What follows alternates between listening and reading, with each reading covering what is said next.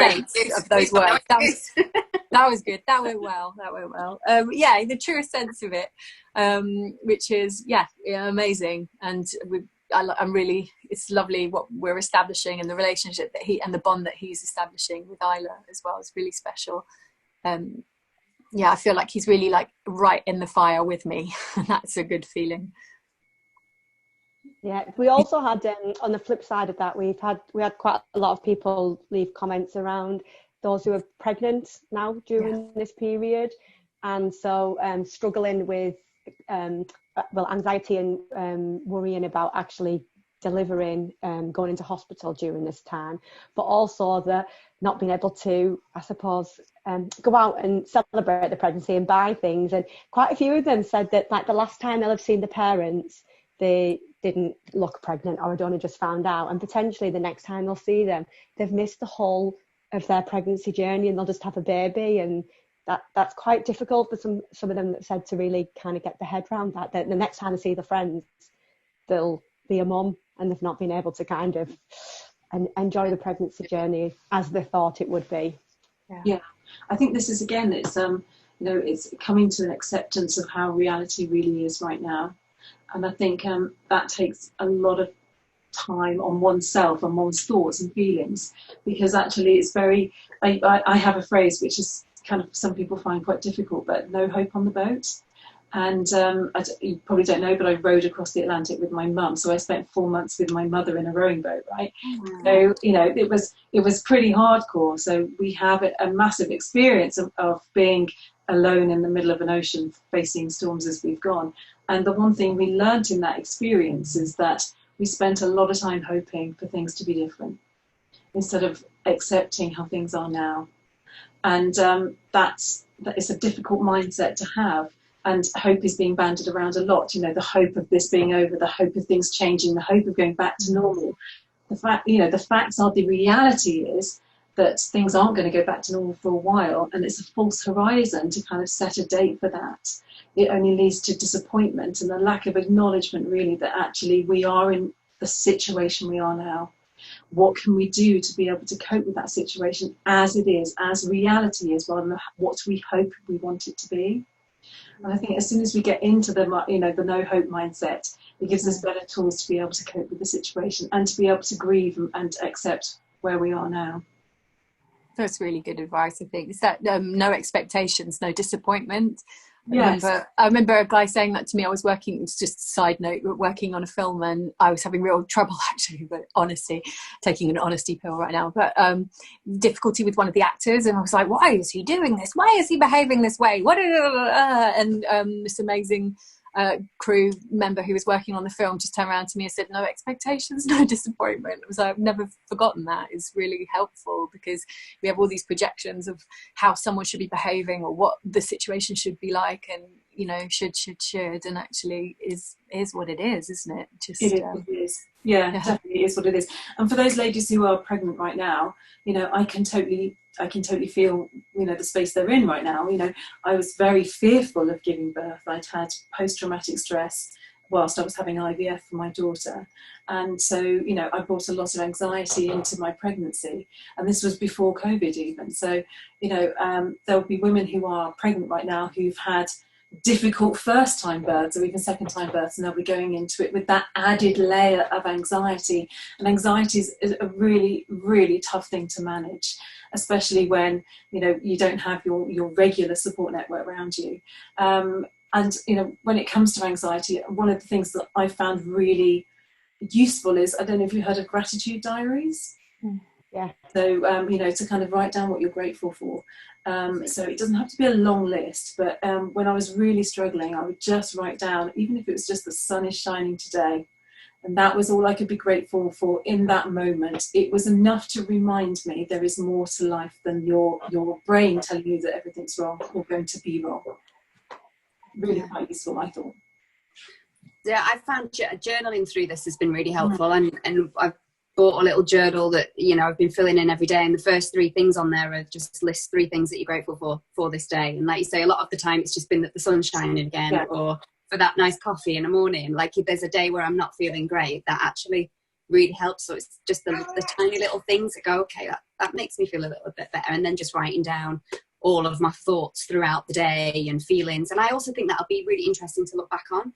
Like we say, this isn't going to be forever, hopefully. So it will be interesting, I think, once this time has passed and things are at some level of normal, whenever that might be, to look back on this experience and how we felt and how we coped. And like you say, maybe it's a useful tool for something again in the future to go, well, actually, well, we got through that.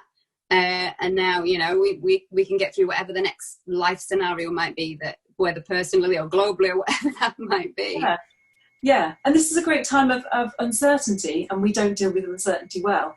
You know, we want it to be set. We want to know that in 12 weeks' time, we're going to be out of this and we're going to be back to normal and everything's going to be fine. And human beings find it very difficult when those things aren't there. But actually, if we look at life, it is full of uncertainty. We absolutely take it for granted that the sun is going to rise every day. You know, that we're going to walk out and our partners are going to come back, you know, not going to be hit by a bus. We take all that for granted. And this really brings it into full focus that actually the world is an uncertain place. It really is. And you know, we need to be prepared for that uncertainty. And that takes time. And actually, this is going to be a great time for all of us to realise how vulnerable we are as human beings, but how strong we are as well when we kind of work together and work it through. Where would be some referral points for people to go to if they are struggling with mental health? Not even just if you're a new mom or if you're pregnant, but even if you've maybe suffering with postnatal depression and your children are 2, 3, 4, and this situation's just heightening those feelings. There's Pandas. Pandas UK are specific to pre and postnatal women, so you can contact them. There's a telephone line that you can ring. So they're a good point if you are pregnant or postnatal, because they can specifically help you with those sorts of feelings. There's always the Samaritans. I have a friend who works with the Samaritans. She's always at pains to tell me, you do not have to be suicidal to phone the Samaritans, okay? If you're feeling any sort of distress, then do give them a ring. They're happy to listen. So give them a call. And of course, there's Mind. So you can go on and look for the Mind helpline too. So there is plenty for you to. It's not actual access points. It's the access point in your head which says, I give myself permission to talk to a stranger today because I'm not coping. And that's the bit that takes the switch. And often we don't take that necessary step because we're worried that we're putting somebody out. It's not really that bad. Maybe they'll think I'm stupid. Maybe I am stupid. Maybe I'm getting all these things wrong. You know, and actually, you know, if you are thinking it, do it. That's always where, you know, my mum and I will be thinking, you know, should we be doing it? Well, we're thinking it now. Maybe we should just get on with it. The more you put it off, the worse these things become. So, yeah, there's plenty of access points. It's making sure that you feel worthy enough, valued enough to be able to get the support you need. And that's tough for some people, finding the value in themselves to be able to, give themselves permission to get help. Is she all right? She's poked herself in the eye. She's definitely my child. Oh, she's definitely yours. She's definitely yours. Oh, it's just thinking then when Sally, what you were saying before about sort of accepting circumstances and things as well. For me, I had a little bit of a moment in the pregnancy. I had a very late diagnosis of diabetes at 36 weeks, and so I had this plan to have natural birth, and I'd written out my birth plan, and like no sooner had I put the pen down on that plan than everything changed, obviously, because that's life. And so found out about this, and for a moment I felt so out of control, and it really triggered some anxiety and this feeling of, for a moment I couldn't get a consultant's appointment.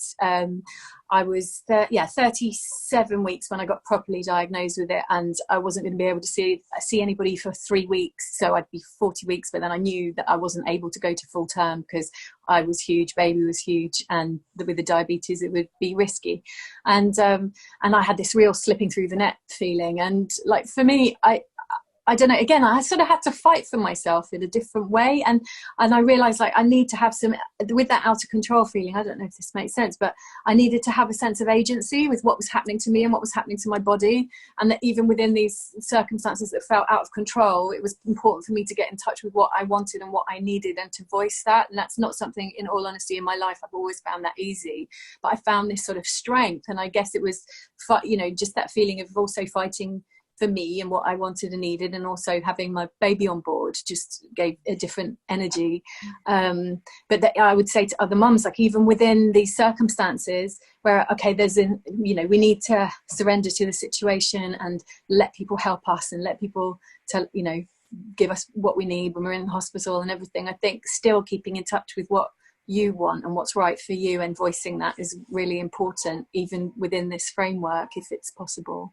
Oh God, it's massively important, absolutely hugely important, and especially for pregnant women as well, because I feel, and I felt at the time, that you're right, you know, it's almost an out of control process. Your body's doing weird and wonderful things that you can't kind of control or do anything about, and if you're feeling sick and emotional and you know, and then you suddenly feel as if, you know, you hand yourself into the hands of the medical professionals who are going to do stuff to you. You know, you're supposed to spread your legs for anybody in a pair of gloves, you know, it just felt really kind of totally out of control. Yeah, absolutely. And you know, and my way of dealing with that was actually to bring in a doula. I really needed somebody who was going to advocate for me, because I didn't feel that I had a voice in that process at the time, and that came from the post-traumatic stress and the IVF, and it felt, you know, that felt very out of control. But it was only because I'd gone through that experience that enabled me to think, you know, like yourself, you know, you gave yourself your voice, you gave yourself your voice back. And and that's really important. I think a lot of women really struggle with that, with, you know, having their voice and using it. And if you are struggling with it, if anybody's listening who's struggling with it, then find somebody who will be your voice for you. Yeah, that's really good advice, definitely. I was going to say, what we had a client that mentioned how they'd been asked, because it wasn't their first child, would they consider birthing alone, and they didn't want to, but they felt really under pressure given the circumstances that they showed, to make it easier for others. And in the end they didn't birth alone, but I think they had to find that, like you're saying, that voice to go, actually, no, I don't want to birth alone, and that's my choice, and I don't want to feel pressured that I should have to, because it's an amazing thing to have a baby, and to do it alone, I can't imagine doing it on your own. I also found that, you know, that little moment of feeling like I was slipping through the net, like it was so momentary. And also once I found my voice and was able to say, no, wait, this is what I need and this is what I want to happen. They, you know, the RNHS are frigging incredible and were so helpful and really looked after me. And I am incredibly grateful, and will be. You know, I had a C-section in the end, which I chose to have. I could have been induced, and I didn't want that personally. And I wanted to take away some of the unknowns, and by the end of that, the whole experience, it was really empowering for me, because they heard me and they helped me, and they, you know, they did what I asked, and they made it incredibly special for me as well. So I am very grateful, just to caveat that.